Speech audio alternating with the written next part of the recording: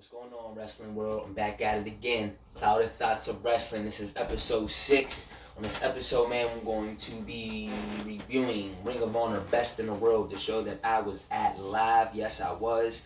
And, there's a lot of opinions about the show. I enjoyed it. My girlfriend went with me. We both enjoyed it, man. It was cool. We got to go do a little meet and greet with the superstars in the back. Got to see guys like Rouge, Dragon Lee, Dalton Castle was back there, Matt Taven, Sean Lee, Flip Gordon, Kelly Klein, Marty Scurll, who I got to take a picture with, man. I'm a big fan of Marty Scurll. So it was real cool seeing them. They were real cool with the fans too, man. They were real relaxed, real chill, and it was good. What I will say about the Ring of Honor wrestlers was their connection with the fans, even throughout the show. Even if the fans would get a little down, man, the wrestlers were really getting the fans hype, and they really were connected. I mean, Roosh asked the fan to grab him a trash can so he could throw at Flip Gordon. That was cool, man. That's interaction. I like that, and it showed even prior at the meet and greet. Now, the show said it was going to start at 8. It didn't start till 9. I don't know why. Maybe the meet and greet went too long. I don't really understand why it did, and I'll talk about why that kind of upset me, because I feel like it took away from the main event, and I really didn't like that. But it was a good show. We got wrestling. We got a wrestling show that gave you wrestling. So I don't care what anybody says. Anytime you give me a wrestling show that is really going to give me wrestling, and it was action nonstop. There really wasn't. I mean, when one match was over, they were pretty much getting into the next match, man. So it was like you didn't get a lot. There was no jokey, joking around, bull crap going on, none of that. That's what I saw. I was there live, man, and they were out there, and the matches were good. Now, I wouldn't say one of them was great. That's the thing, and that's why I was kind of a little upset. But they gave you a bunch of really good matches. So, for that being said, I was definitely entertained. I got my money's worth. I got to see the people that I wanted to see. I got to, shake Marty's hand and say what's up to him. That was cool. Got to say what's up to Flip. So, even though I really didn't get to, get a picture with him, but I still got to walk past and say what's up. I told him he was athletic as hell. He appreciated that. So, just really enjoyed it, man. I had a really good time. Like I said, I told Marty, it was my very first pay-per-view event. And he was like, wow, man, you're going to enjoy the show. And I did. So I really don't care what anybody else is saying. A lot of people are saying that Ring of Honor went out there and embarrassed themselves. I'm like, what show? No, WWE embarrasses themselves every fucking Monday and Tuesday. Every Sunday when they put on them shitty pay-per-views, they embarrass themselves. The Ring of Honor wrestlers did not embarrass themselves that night. They put on some good matches. And I don't care what anybody says, man. That's my opinion. I was there live. I'm not defending it just because I was there live. They were wrestling, man. You got a pure rules wrestling match. What are we talking about? We didn't get no 24/7 jokey hokey bullshit. We got wrestling. And we want to talk about oh they made fools on themselves. Oh, the crowd wasn't that big. That ain't that full. But I will tell you that the crowd that was there, they were loud and they were making noise and they were being interactive. The ones that were there. So that's my thing. Maybe I am kind of coming off definitive, but I just don't like when people just start trashing when it's like, man, you can never get in the ring and do half of the shit that these guys do. But you want to sit on here and make your little posts and comments and talk shit. So, had a little rant right there. Excuse me. Now, back, and let's get to this action. Started off the pre-show with Flip Gordon taking on Roosh. Now, like I said, I wasn't really excited that this match was on the pre-show, so I was kind of disappointed. But I knew it was going to be a good match. Roosh has been killing it. He's been undefeated. And you knew placing him with Flip Gordon that he's always down to give a superb performance. And that's what it did. Roosh keeps going over. He keeps his undefeated streak intact. And that's the right call. Gordon did not lose in defeat either. And that's why I said that Roosh. Gordon is a star in the making. There's no telling about that. So is Roosh. But Roosh was the right choice to win this match. There was a couple of highlights, man. Gordon connected with a nasty knee on Roosh. Roosh then, I liked how he was eating the chops and, just started fixing his hair. He slams Roosh into the barricades, man. And those bullhorns that he hit Roosh with at the end, it was just so nasty. And kicked him out, knocked him out of the ring, man. But it wasn't bad, especially considering, what happened later on in the night, which was a surprise and it was cool. And I liked that too. The storytelling wasn't bad throughout the show. Like the storytelling that they gave, it really wasn't bad, and I enjoyed it. Even before the pre-show match, the other members of the Kingdom sat in chairs, said that they weren't going to leave. You know, you were going to have to make them, and then they came out, you know, with security, and then they got them up out of there, and that was it. So it was basically like you knew that Taven was going to be, you know, have a one-on-one with Jeff Cobb. I still thought that they might interfere, so, but we'll get to that. Now, we also had Nick Aldis come out.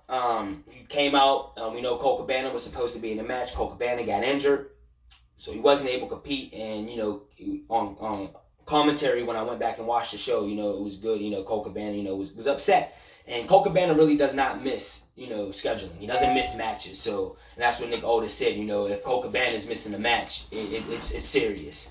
So, Colt had to sit out. He goes to introduce. James Storm comes out. He's done had a match with Storm and Aldis. With Cabana and Aldis. And he says that, you know, I had you guys beat.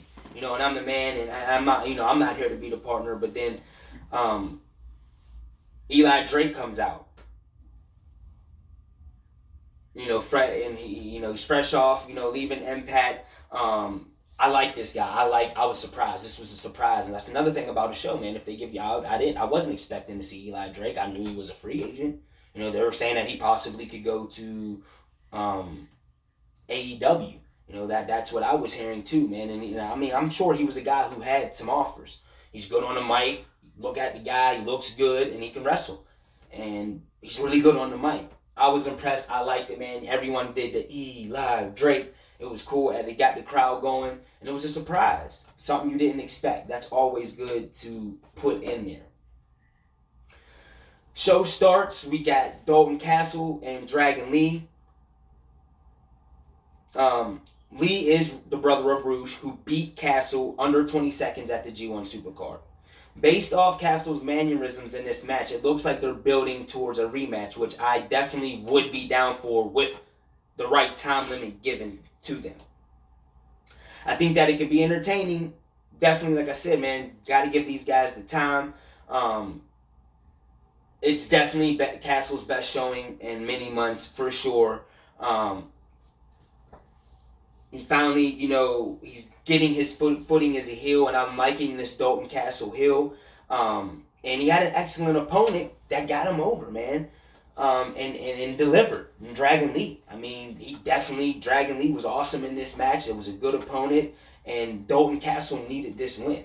After, you know, those past showings, this was definitely his best showing, and he looked good out there, man. And Dragon Lee, though, he is definitely a star, man. Oh my gosh, this guy is phenomenal, and I cannot wait to see, you know, his rise and him to continue rising, to keep on putting out great performances, win or lose, man. This guy, take my money. If it's Dragon Lee, take my money. Same with Dave. The Dalton Castle was good. Now he did the bull horns after the bangerang at the end, and it wasn't a good bull horns. Like, I'll be honest, it wasn't like Roosh or Dragon Lee can do it. It actually was kind of weak, but I get why he did it. You know, it was imitating and mocking Roosh, but I like how he did it after nailing the bangerang, and I like that finisher, man. I like the bangerang. But like I said, not to repeat myself, but Dalton Castle, this was the right decision. I had Dalton Castle winning this match because, you know, I see them leading up to a big match with him and Roosh again. It's going to be a good match. I hope this will be a 5-star. That will be a 5-star match because both of those guys can really go out there and put it down. Next, we have the Allure. They defeated the world champ Kelly Klein and Jenny Rose. Now, the Allure, I haven't really been hot on the Allure. A lot of people are. That's cool, man. I don't knock what you like. You like what you like. I'm just not real big on them. But this match wasn't a bad match. Kelly Klein and Jenny Rose, they were really out there. They really impressed me. The champ did, along with her partner. Angela Love and the Allure, they pick up the victory. Angela Love did a nice dive off the top rope, man. That was awesome. Kelly Klein, man. Oh my gosh, the suplexes she does are just awesome. She did one off the top rope, back suplex off the top rope. It was just phenomenal, man. Kelly Klein is really, she impressed me in this match. More than like I've seen her before. I really liked what I seen out of Kelly Klein in this match. Angela Love pins Kelly Clown for the victory. Makes sense. Sets him up sets her up for an eventual title shot. The big thing was after the match, Maria Manic, the Man Eater, debuted, and it went over with the crowd. It really did. It got over with the crowd. The crowd they were excited about it, and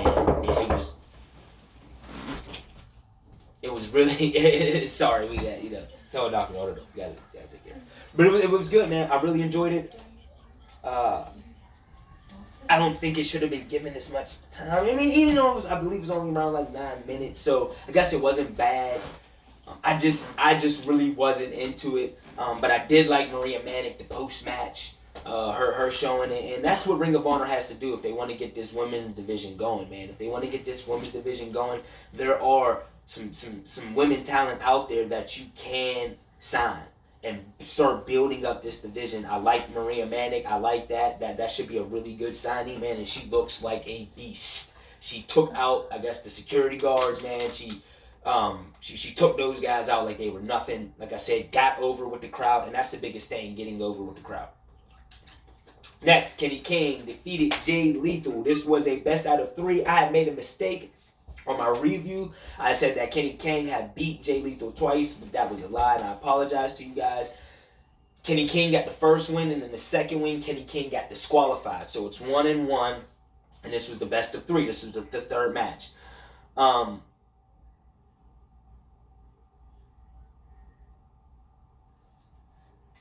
They said that, this match, I guess, they were saying that, he gets a world champion, but he had won a battle royal at G1 that he won, and that would grant him a championship match at the New York tapings next month. That's what they're saying. I assumed a Lethal win was was guaranteed here, and I like it. No. Excuse me, let me rewind that. I had Jay Lethal winning this match. I really did, but now looking at it, I like Kenny King, and I like it getting Kenny King over, and I think he needs that, and Ring of Honor is in on Kenny King, and that's good, man. I liked what I saw out of this match. This was probably one of the best matches of the night, for sure, and you can tell the chemistry that they have with each other. I feel like this is one of their best matches. He needed the momentum. Kenny King definitely needed this momentum. It'll be interesting to see what's next for Lethal, though, now that, this is another notable loss for him, but I think right now at this point, Lethal he had that long Ring of Honor championship title run. So, that's why I agreed that this was right going with Kenny King to win this match. Kenny King had a shooting star press off the top rope. Wasn't bad.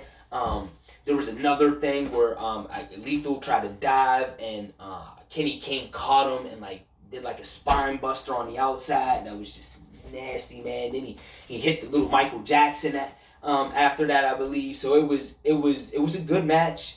I thought, like I said, I believe that it was, in my opinion, one of the best match, if not the best match of the night. It was definitely one of the best matches that these two have had together. And like I said, you could tell the chemistry was definitely there between the two. The crowd was really involved in this match. Kenny King, was interactive with the crowd. So, liked it for what it was, man. It was a really good match. Like I said, it was probably the best match of the night. Going on, we're going to go to the NWA World Heavyweight Champion Nick Otis and Eli Drake, who we announced on the pre-show will be his opponent. They went against the Briscoes. The crowd were behind the Briscoes like crazy. The Briscoes were definitely hot during this match, man. They were portrayed as the enemy and the heel, but the crowd they were so much behind the Briscoes. They were really into them, man. It was dynamic. The wrestling was decent in this match. I just didn't like the finish.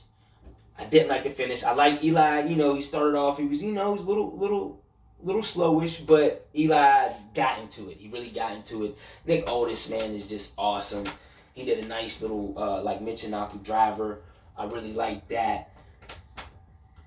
I like Nick Otis. A lot of people in the crowd really weren't behind him, man. They were really dogging him. Then after the match, he got attacked because how the double count out happened was James Storm was sitting at ringside at commentary, and Eli Drake grabbed a bottle of water and he was going to like spit it in Jay Briscoe's face. Jay Briscoe gets out the way and it lands on James Storm.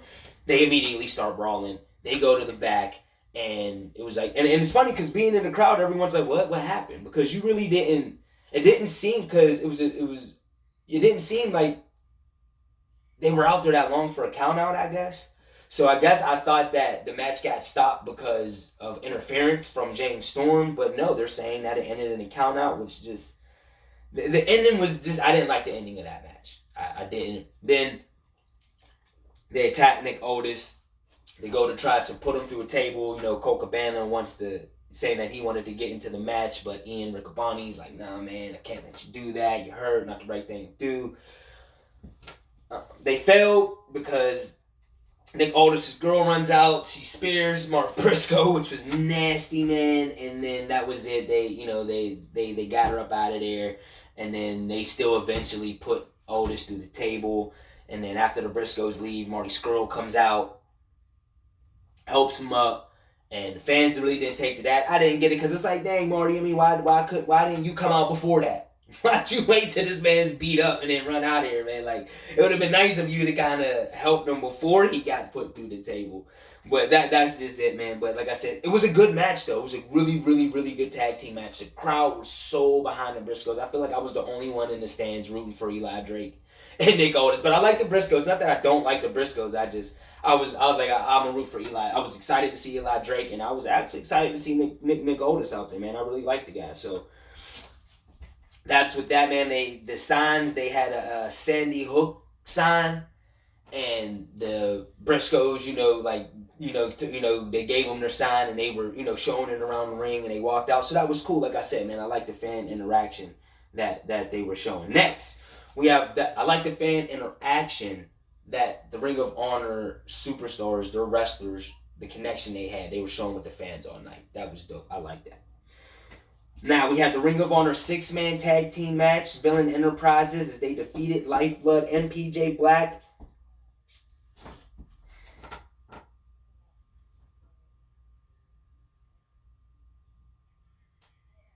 Before that, excuse me, guys. Got a little head on my notes. We had the Ring of Honor Television Championship between Shane Taylor and Bandito. Shane Taylor defeated Bandito. They clashed on an episode of Ring of Honor TV a month ago or two, and their in-ring chemistry was terrific then, and this is going to be a ton of fun match. Sure enough, man, they went out there and they stole the show. Taylor has come a long way in the past 2 years. I can say that. I'm looking forward to what the rest of his reign will bring. Bandito, on the other hand, man, he looked credible for losing and had yet an outstanding performance. This was stellar stuff all around. And like I said, Kenny King and Jay Lethal, they,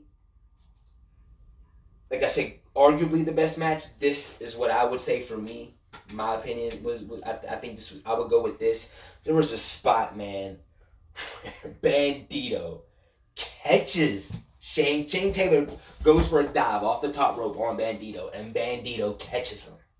And you know anything about Shane Taylor, everyone in the stadium went crazy when Bandito was so over in this match. And I liked it because there was a point where our side that we were sitting on, man, we were really behind Bandito, man, and we were really going crazy for him. And there was a point where Shane Taylor was looking at our side of the arena we're sitting on, and it was like, it got caught. He was like, I don't hear you chanting now. I don't hear you chanting his name now. I like that. That was like good heel shit, man. And then we're like, Bandito. And it was crazy, man. He was so over. Bandito is a over superstar, man. He's another one like Dragon Lee, like Roosh. These guys are phenomenal. And whatever promotion, I know they're in Ring of Honor needs to do right by these three. You got to do right by these guys because these guys are money.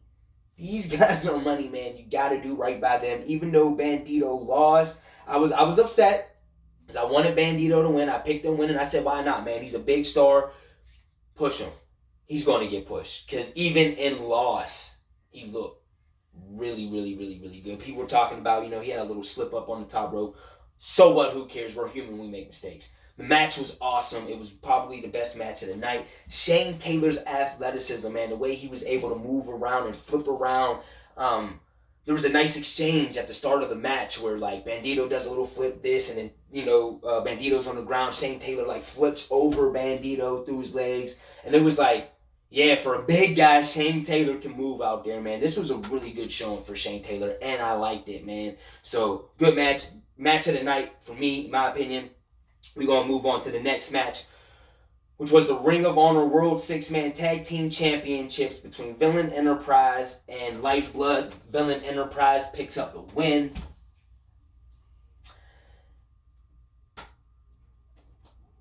I really liked this match, of course, man. It was Marty Scurll. Got to see Marty Scurll, man. Villain Enterprises, their entrance was cool, man. They came out with the spiked shoulder pads. Their entrance music was kind of a little different. Kind of threw me off, man, because I was excited to hear the Marty one. And I was like, oh, man, like, that's not... I was so pumped to hear this, to be there live for the whoop, whoop. And we still did it, though. They changed it, but everyone was still in the crowd doing it. You can't help it, man. And, oh, my gosh, did they have a big... They were over.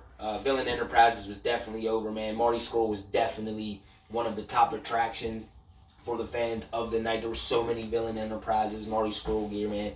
So, the match... It was an all-out war, man, between two trios with plenty of exhilarating action, cool counters, and a hot crowd for this match. I was shocked they got as much time as they did, but they definitely made the most of it. As for the post-match angle, it reminded me of when Marty Scurll was introduced as the newest member of Bullet Club in May 2017, when he was replacing Adam Cole. This time it was Gordon teasing joining Lifeblood, only to turn on them and join Villain Enterprises. Instead, Lifeblood is really struggling to get back on track these days after losing Juice Robinson to New Japan Pro Wrestling, David Finlay to an injury, and Tenel Dashwood to free agency. Plus, they got their asses handed to them again here by Villain Enterprises. It was a great showing. I will say that, man. PJ Black had a lot of good spots in the match. Mark Haskins, I really like this guy. And I was saying it to my girlfriend throughout the match. I said, man, I really like Mark Haskins. I like the chemistry between Marty Scurll and Mark Haskins. You can really tell that there was some chemistry there. They started the match off, and it was good. PCO, oh my goodness, man. PCO is so over. Like, the fans were going crazy for PCO, man. And I wouldn't say this was his best showing, man. Age, I guess, is kind of like peeking in, man. But I think he got the wind knocked out of him. There was a bad little spill that happened on where he hit the apron, the ring apron. And he was down for a little bit. And that's when like he got back in the ring and he went to climb back to the top to do his somersault. And he slipped. And at first, the fans kind of started to, like, boo a little bit. But then Marty Scurll's like, no, none of that. Not today. Cheer him on. And I love that. Immediately. I love that. Like, Marty took control of the situation. And the fans just was like, started chanting PCO. And it, like, cheered him on. And he climbed up there, man, and he did his flip. That was awesome. That was a good moment that I would say, like, the crowd with the wrestlers concerned. And I was sitting there, I was like, and I looked at, and I don't know if I told my girlfriend this, but I was like, I don't want them, don't boo. I ain't really about to boo. Like, the guy, he got his bell rung on the apron, man. Like, that fall he had was just nasty. And then for him to even get back up to do it again, and like, yeah, so what? And then I was like, oh. And then I just loved, because like Marty kind of took it out of my mouth, man. Marty was like, none of that, not today. We're going to cheer this man and support this man. And he climbed up, did it. Villain Enterprises win. They retained the new championship belts. They had new belts out there. And then, like I said, man, it was all over. Flip Gordon, the newest member of Villain Enterprises. There was like a little video package they cut. Marty pre-recorded it. And Lifeblood standing in the ring. And this is after they give Flip Gordon the shirt. And he puts the shirt on. And he's standing and they're watching it. And the Marty Scurll like points and it flashes. And it's Flip Gordon. And he has this big smile. And Lifeblood turns around, he takes one out and like a super kick, and then he like slides up under the ring, and then Villain Enterprises run down, and they kind of like surround the ring, like shield a little bit, they start surrounding the ring, man, and then Flip Gordon, man, oh my goodness. He hurt his arm, man. It was a sick 450. Nasty 450 he does off the top rope onto the table, man. And he got up holding his hand, but it was real. At first, it was PCO who was going to do it, and Marty goes, no. Flip's going to do it. And I liked it because I'm like, come on. I did say this. I said, please don't make PCO go up and do this. Like, I was like, come on, man. This guy's done it. Like, come on, please. And I was glad that I was Flip, but it was like, Flip does it, and then he gets up holding his arm. So it's like, oh, shit. But it was amazing 450 splash. After it, the crowd goes, holy Flip, holy Flip, holy Flip. That was awesome. I like that, man. Because usually, it's like, holy shit. It's like, holy Flip. So that's how dope it looked. Being there live, it was phenomenal. People want to say that this show they embarrassed themselves. You're an embarrassment for saying that. How about that? People these days, man. All right, main event time. Now this Ring of Honor World Champion Matt Taven defeated Jeff Cobb. Now I said Matt Taven was going to win, and I gave you the reasons why. No matter what anybody, and partly I've also realized that Jeff Cobb is only under a year contract for Ring of Honor. I don't know why you would really want to go all in and invest in a guy that's only signed a year contract. Matt Taven is a Ring of Honor vet. He's made his whole career, basically. He's came up in Ring of Honor, and it's his time now. And I actually like Taven getting the win, man, and Taven's looked good as of late. I don't care what anybody says, man. He has then had some good matches, and he really, I saw something from Taven. Like, I was never really on the Matt Taven bandwagon, but I like what I seen out of him, man. Cobb has been undefeated since his arrival in Ring of Honor, and he actually said in a recent interview that he was hoping to contend for the Ring of Honor World Championship, which he did. I was excited to see that these guys could go together, man, but it wasn't a main event match, man. And I'm gonna just go into it, man.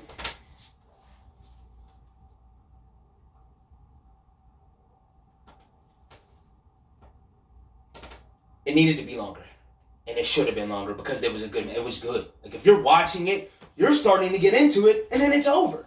Literally, like, you're sitting there like, oh man, there was a spot where Taven does this kick to Cobb on the outside, and it was like Cobb just goes into the barricade damn near head first. Just a nasty spot in the match.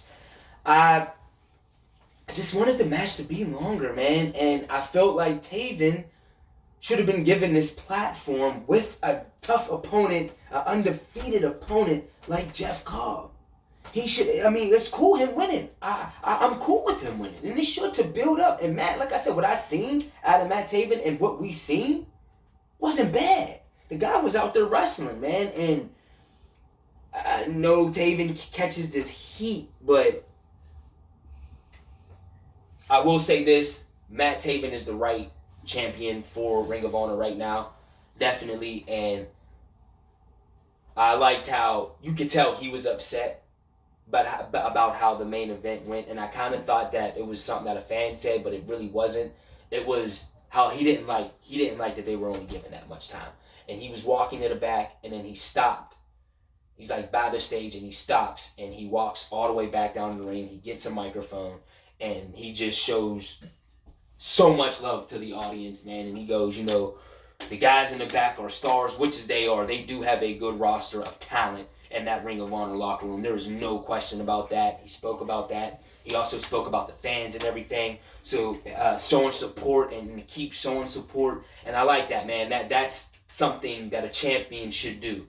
And I like that about Matt Taven. Like I said, I seen a side of Matt Taven that I really haven't seen. And I like that. And I like that he's the Ring of Honor World Champion. I wish their match would have just been longer, because that probably would have been the best match of the night. Hands down.